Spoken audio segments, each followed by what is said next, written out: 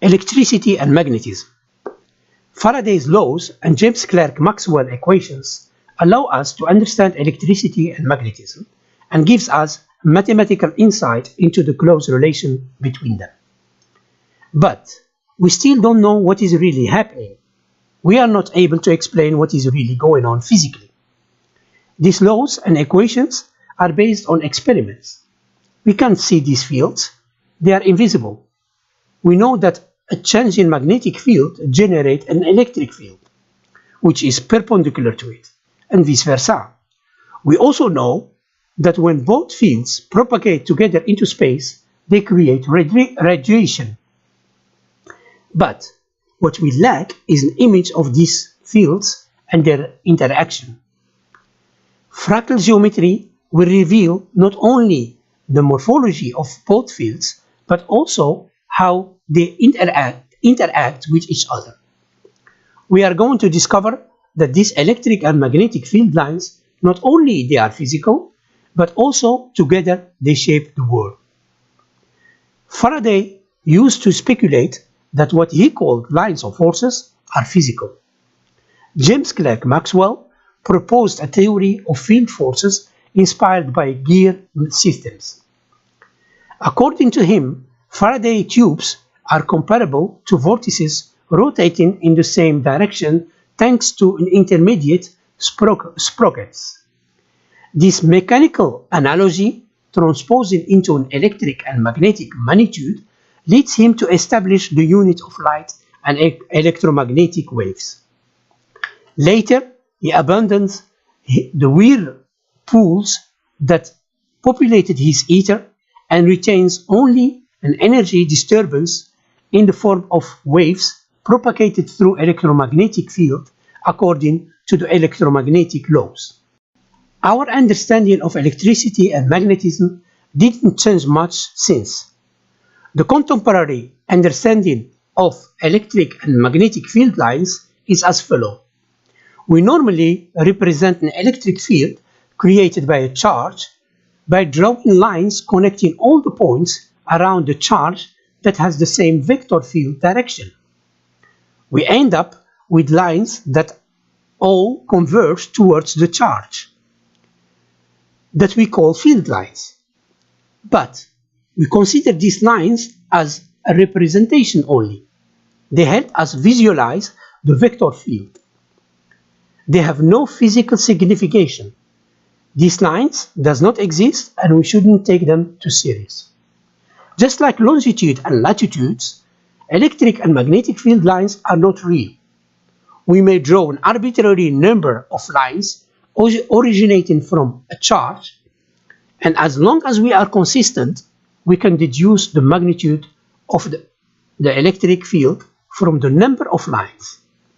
In other words, the magnitude of the electric field is proportional to the density of the field lines. The same applies to magnetism. The magnetic field magnitude is proportional to the density of the magnetic lines. The closer the field lines, the stronger the magnetic field.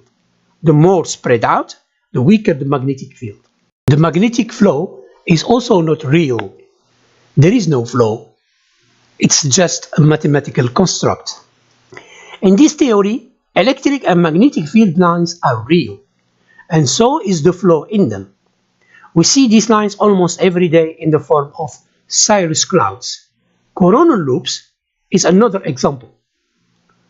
We know that magnetic field lines are closed loops, and that electric field lines are also closed loops when induced by a change in magnetic field. In electrostatic, electric field lines start at a charge and end up at another charge, or extend to infinity in absence of charged particles. In this theory, both electric and magnetic field lines are closed loops and there are no charged particles. Moreover, electricity in nature, just like magnetism, is continuous, not particulate. Anthony Standen published an article in July 1946 titled "Why Do We Believe in Electrons?" If J.J. Thomson had discovered phenomena which could be more easily explained on the assumption of the electron than without, this would amount to the usual scientific basis for adopting a hypothesis. If the phenomena could be explained easily by the assumption of the electron, but not at all or only with a fantastic difficulty without this assumption, this would amount to as near as science would ever get to a proof of its hypothesis. Our belief in atoms is of course of this nature. But although this experiment is compatible with the hypothesis that electricity is particulate, it is just as easily compatible with the hypothesis that electricity is not particulate but continuous. Electric and magnetic loops exist at all scales. These are actually tubes with different sizes. The thickness of the tubes may change in space and time. Energy flows through these tubes. Henceforward, I will call these field lines flux tubes.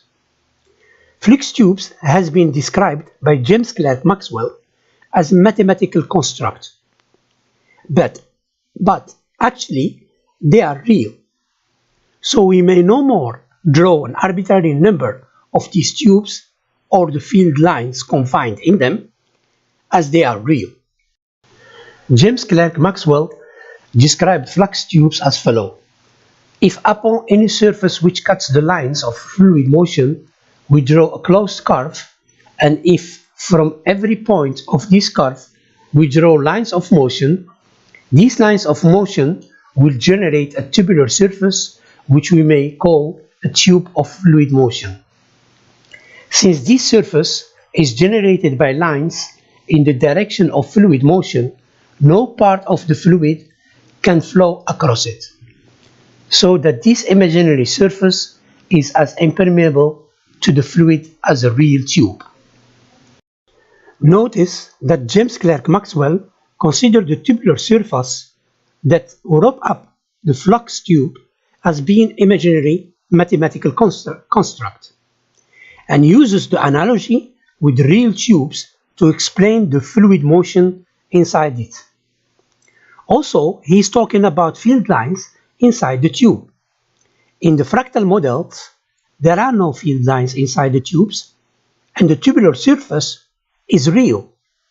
The tube is not made of multiple field lines bundled together, but is rather one single elementary entity. The tubular surface is part of the flux tube. The cross-section of the flux tube is not smooth. The flux inside the tube is more concentrated at the center of the tube. Electric and magnetic flux tubes loops are the building blocks of nature. These loops can intersect with each other, forming complex structures. The simplest structure consists of magnetic loop and an electric loop intersecting with each other at 2 points. At one intersection point, they form a density cavity. At second intersection point, a punch hole is formed. They form a crescent shape with the thinnest point residing at the center of the punch hole where they converge/intersect. Magnetic flux tubes has been observed on the Sun and between Jupiter and its moon Io. They differ from their surrounding by a larger magnetic field. Solar polar plumes are magnetic flux tubes. The polar rays are electric flux tubes. The Earth's pole magnetic alignment and the Birkeland current are also flux tubes. We consider electricity and magnetism as a product of matter. It's actually the other way around. Matter is electric and magnetic flux tubes tangled together in a fractal fashion. In a study of fractals, and by using the analogy with electricity, Adrien Douady, French mathematician, and John Hamel Hubbard, American mathematician, called these flux tubes line of force, or external rays. They also use the analogy between electric equipotentials and the Julia/Mandelbrot set lemniscates. These are equipotential curves. They supposed that the Mandelbrot set was an electrically charged metal object that created an electric field around itself. Little did they know that they were dealing with actual electromagnetic field lines. These equipotential curves seems to obey the Titius-Bode law of planetary orbits. This law suggests that extending outward, each planet would be approximately twice as far from the Sun as the one before. Notice that the fractal models I am presenting in this manuscript are third-order fractals. The image here is second-order fractal model. Celestial bodies are made of electric and magnetic flux tubes. These tubes interact with each other. They both exist inside and outside of the celestial body. Together, they structure the tissue of the celestial body. Flux tubes never occupy the same space. There exists no point in space that has more than one flow direction. In other words, there can be no point in space where two flux tubes exist simultaneously. We already know this, at least when it comes to magnetic field lines, from Maxwell equations. But now we are going to see it in the fractal models, not only valid for magnetic flux tubes, but also for electric flux tubes. The geometry of electric and magnetic flux tubes networks determine the structure we see in nature. They create networks that determine the shape of celestial bodies. They also connect celestial bodies with each other, exchanging energy. This is what is known as interplanetary magnetic field. However, we talk only about the interplanetary magnetic field when the interplanetary electric field is as important. We also study the structure of the magnetic field of celestial bodies, but we are unaware of the structure of their electric field. In astrophysics, celestial bodies' magnetic fields play an important role, whereas electricity is considered as a byproduct. Celestial bodies have an electric and a magnetic field that are interlocked. Between the celestial bodies, these flux tubes collimate, whereas inside the celestial bodies, they are tangled with each other, forming their tissues. Celestial bodies' electric and magnetic fields are dynamic. They cohabit and share space. Every flux tube occupies a fixed space at a certain time. Not all space is filled with flux tubes. Some spaces are flux tube free, neutral. In other words, electric and magnetic fields are not smooth. So these are different kinds of fields than the mathematical force fields we know. A better description would be a web. Magnetic flux tubes with the same flux direction may connect with each other. Flux tubes loops can connect with other flux tubes, creating new loops as long as the flow direction is the same. When the flux direction of both flux tubes is opposite, they repulse each other. This is what we observe when two bar magnets interact with each other. The same applies to electric flux tubes. Electric flux tubes connect and reconnect just like magnetic flux tubes does. However, they create a network that is slightly different than the magnetic flux tubes. The Earth atmospheric dynamic is the result of exchange of energy between Earth and space. The atmosphere is a transition region where Earth's electric and magnetic flux tubes connect and reconnect all the time with those coming from space, as Earth rotates and orbits around the Sun. Hence, the atmosphere is very dynamic. Actually, the intersection with space starts already at the magnetosphere. We think of the atmosphere as a gas that lies on the top of Earth's surface. The atmosphere is connected to Earth's interior.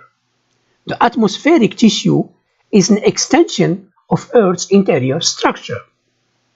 The morphology of electric and magnetic structure inside Earth is more or less stable compared to the atmosphere.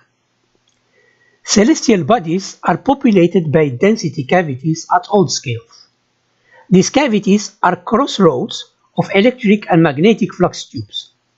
The density cavities in the transition regions, like the atmosphere, are dynamic and can appear and vanish as electric and magnetic flux tubes are connecting and reconnecting continuously. The cavities inside the solid part of the celestial body are more or less in the same place. Cavities that expand into the atmosphere are more loose but still all connected to each other and to the celestial body. They are part of the celestial body structure. Just like celestial bodies, density cavities have a north-south orientation. Electric flux tubes enter the density cavities from the poles, whereas magnetic flux tubes enter the density cavities from their midplane, the equator. The flux direction determines the polarity of the cavity. We think that the magnetic field lines enter Earth from the poles and travel through and along the north-south axis and come out at the opposite pole. In the fractal model, the north-south axis of the density chamber is populated by an electric plasma column. The magnetic flux tubes come together to form magnetic plasma along the equatorial plane, not the north-south pole axis as we have been assuming.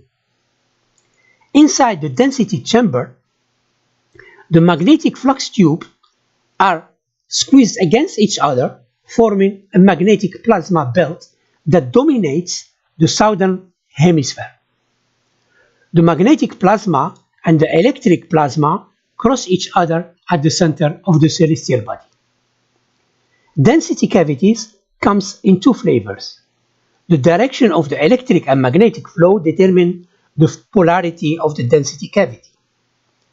Density cavities with opposite flows are positioned in an alternate fashion next to each other. Density cavities have also different inclinations. This could explain planets' axial tilt. Cavities with opposite polarity and different / consecutive size / scale are positioned in an alternate fashion. Dichotomy. Celestial bodies are dichotomous. The northern hemisphere is mainly electric, whereas the southern hemisphere is mainly magnetic.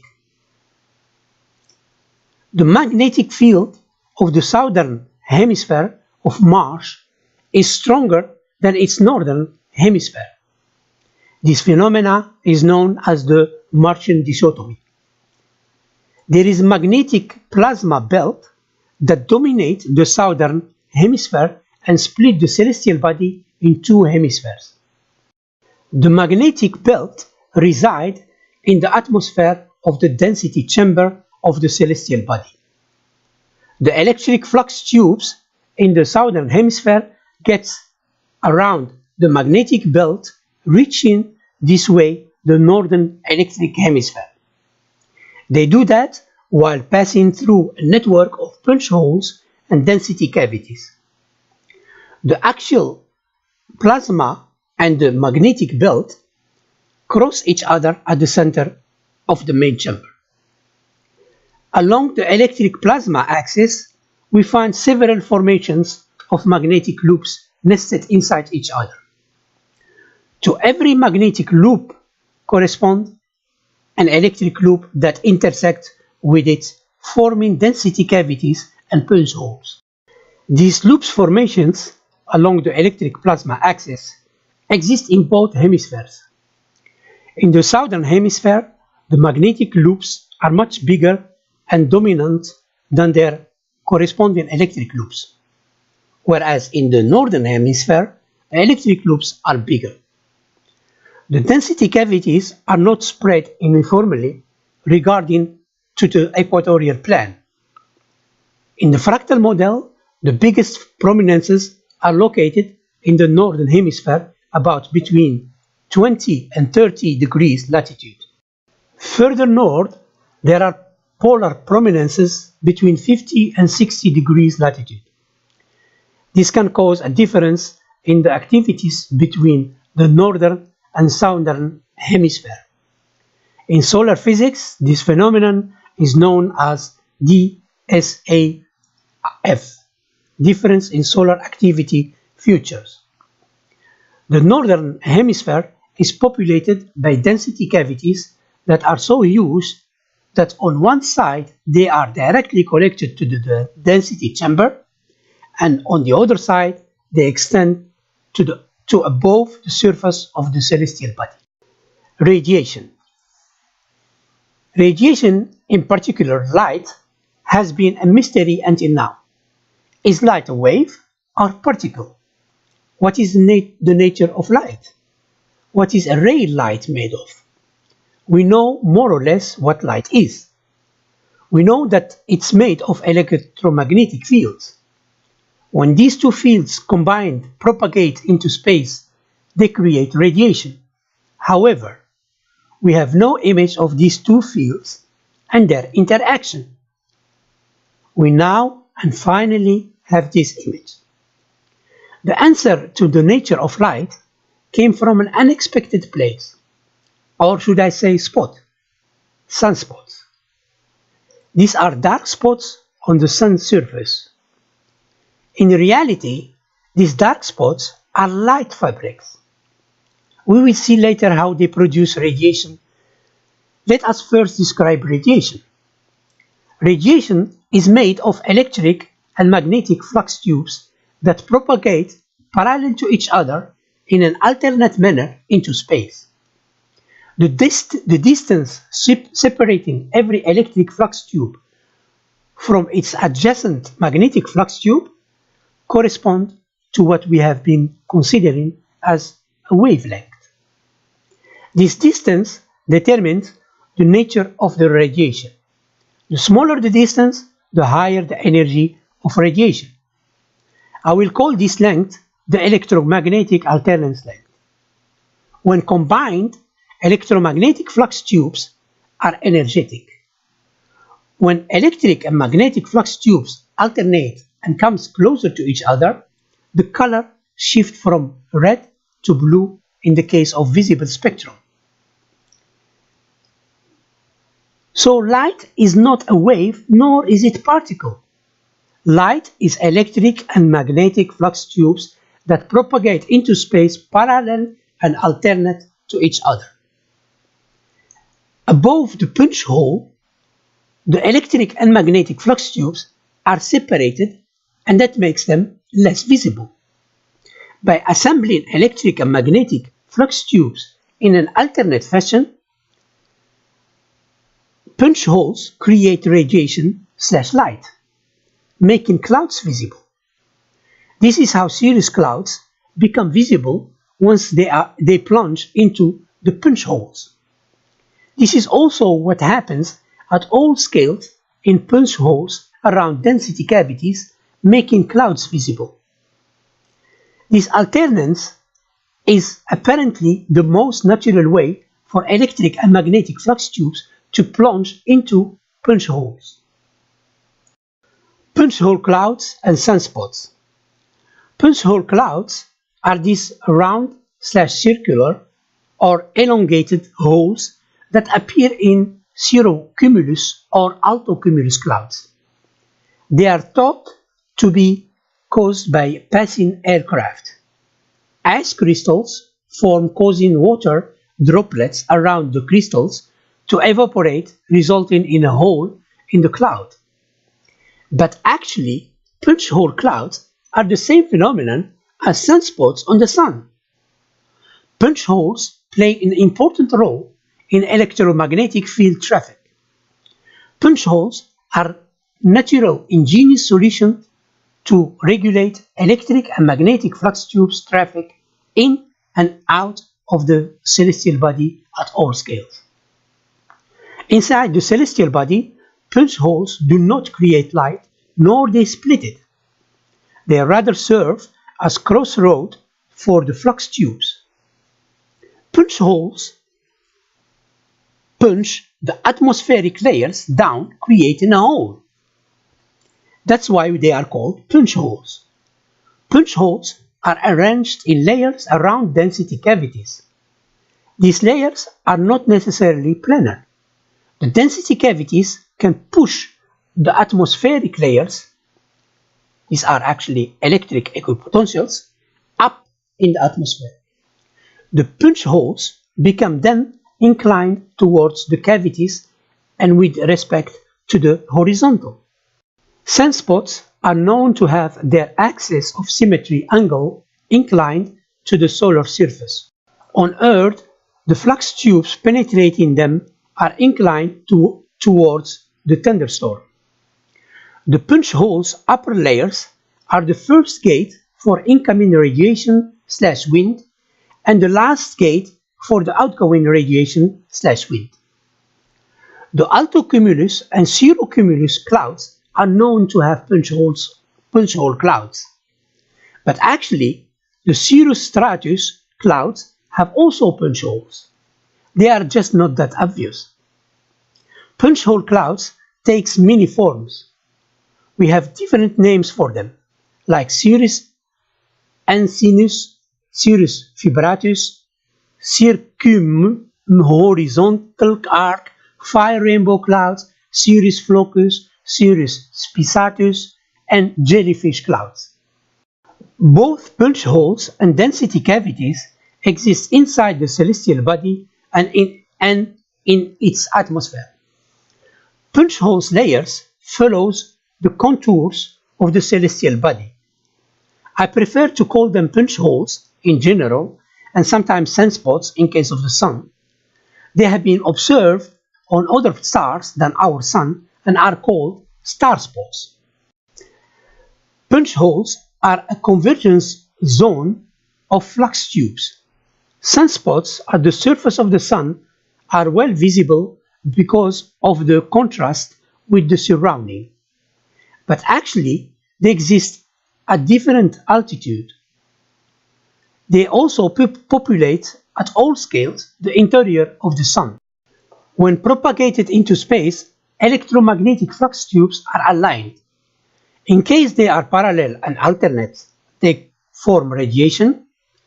When they do not alternate, they are just wind, like the solar wind.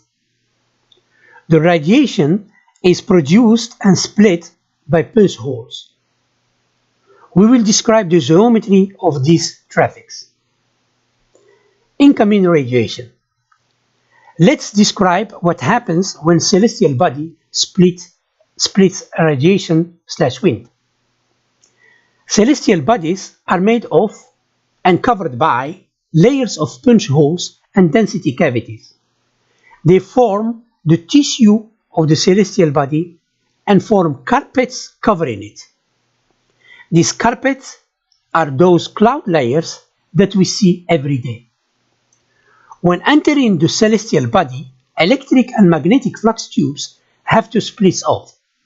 They do that while avoiding flux tubes that are plunging into the punch holes. The downward flow interacts with the upward and converging flow of punch holes.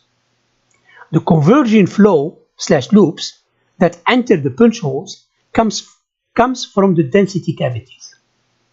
This upward and converging flow into the punch hole have an opposite flow direction to the downward flow coming from space.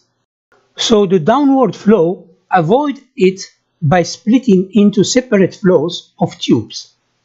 The punch holes are acting as an umbrellas shielding celestial body from the incoming radiation. Flux tubes downward flow find their way to the cavities bypassing more and more punch holes. The first punch hole the flux tubes encounter will split them in separate streams. The next punch hole will split them again in separate streams. This will go on and on in a fractal way until the flux tubes are separate from each other and can enter the density cavities. These umbrellas become smaller and smaller the closer they are to the density cavities. The density cavities boundaries is a coastline populated by small cavities. The number of flux tubes to be split is also getting less and less the closer they are to the density cavities boundaries. They finally reach and cross the cavities. They can do that as individual flux tubes or join other flux tubes and cross the cavities in plasma form. Every time a radiation is split at certain layer, the temperature will drop. So every layer that split radiation will create a temperature differential. Between the layers, the temperature remains almost the same. This phenomena is what is known as thermocline. Thermocline exists in the atmosphere, sea, and lakes. Once separated, the flux tubes will enter the density cavities. They join other flux tubes. Inside the cavities, the magnetic flux tubes will converge towards the center of the cavity with other magnetic flux tubes. The electric flux tubes converge with other electric flux tubes. They are then squeezed against each other, forming electric and magnetic plasma. They cross at the center with an angle of 90 degrees. Inside the density cavities, the magnetic field and the electric field influence each other. The electric field is accelerated by the magnetic field, and the magnetic field is amplified by the electric field. The flux tubes can travel from cavities to punch holes to cavities again. Some of them will pass by the density chamber, others will make a U-turn and travel back into space. Outgoing radiation.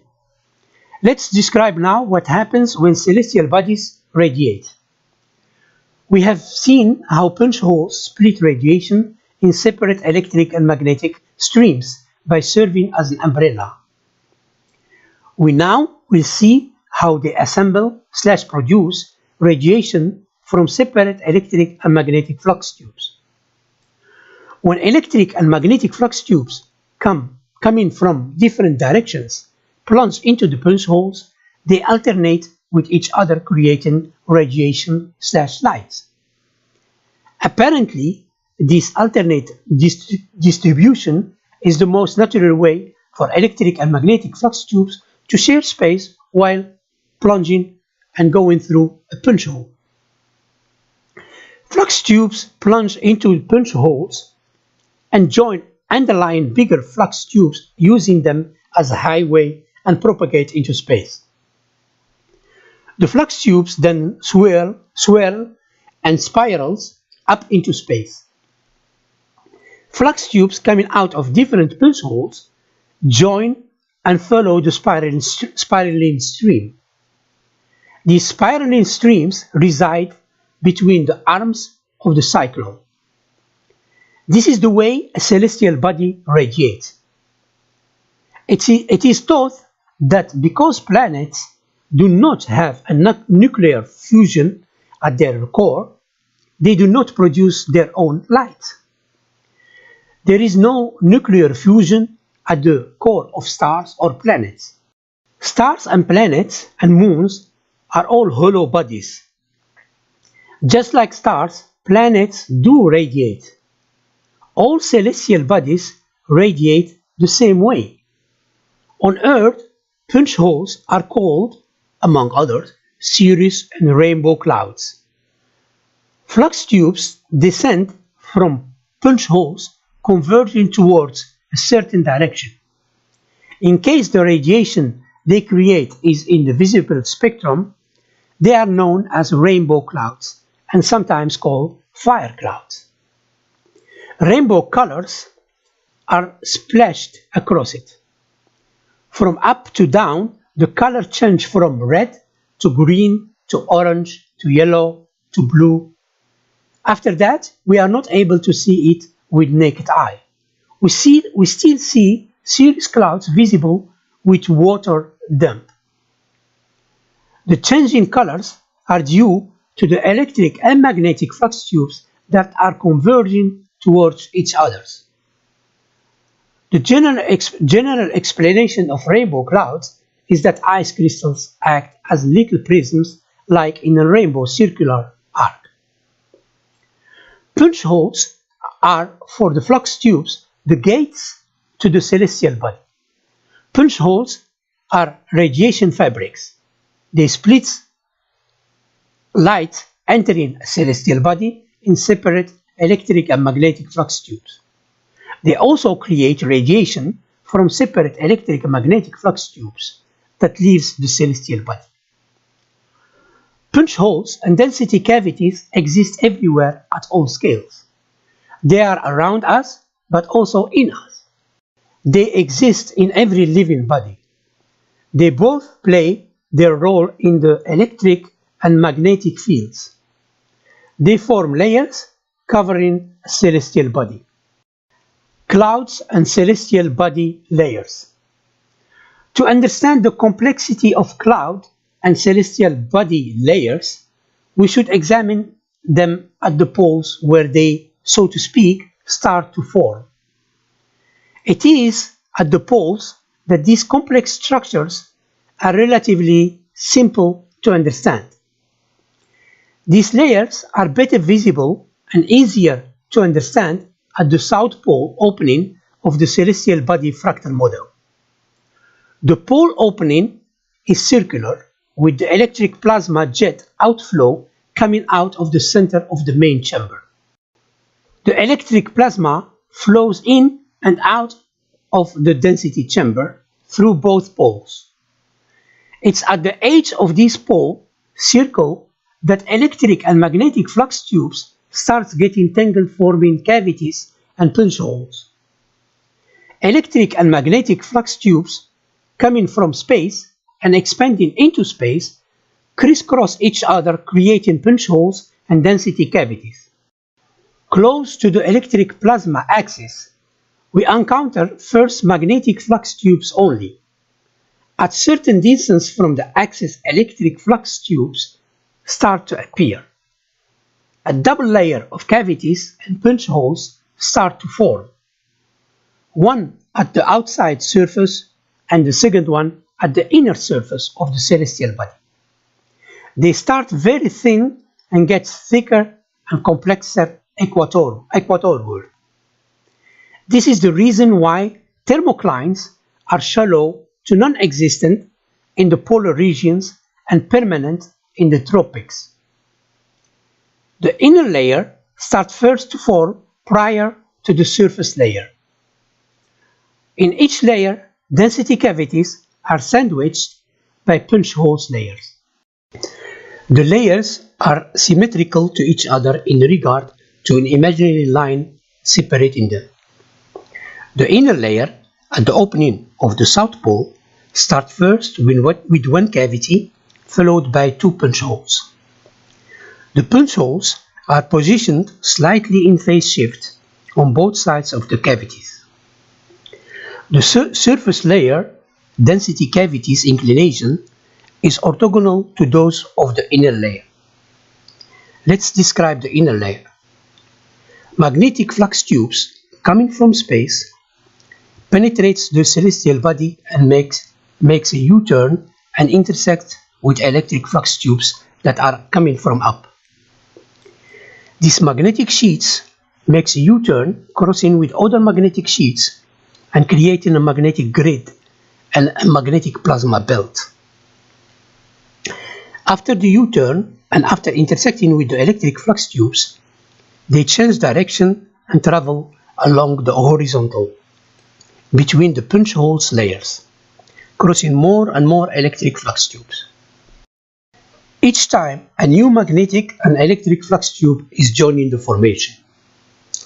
Both flux tubes change direction towards the equator. By doing so, they have to cross more flux tubes, creating so an increasing number of density cavities and punch holes. So the number of cavities and punch holes gets higher equatorward.